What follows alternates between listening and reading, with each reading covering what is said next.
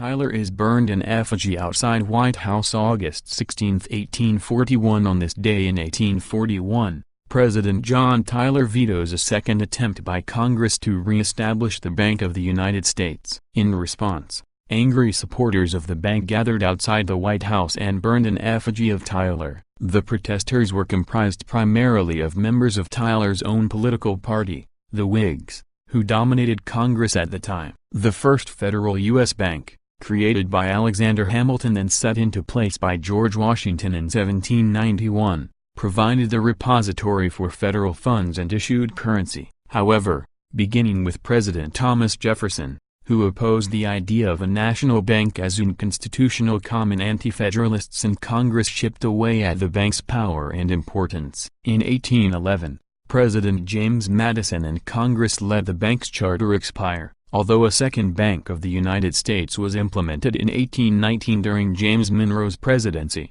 Successive attempts by different Congresses to recharter the second bank were denied by Presidents Andrew Jackson, in 1832, and Martin Van Buren, in 1837. Tyler, as a senator during Jackson's tenure, had originally condemned Jackson's attempts to nullify the bank as an abuse of executive power. However, as president in 1841, President Tyler, faced with the U.S. economy plagued by wildly fluctuating currency valuation and bank fraud, made an about-face and betrayed the Whigs, declaring the U.S. bank a threat to individual states' rights. When word of the veto spread, the bank's congressional supporters flew into a collective rage and stormed out of the Capitol toward the White House. The rioters hurled stones at the White House, shot guns into the air and hung an effigy of the president that they then set on fire. The protest is considered one of, if not the most violent demonstration held near the White House. As a result of the unrest,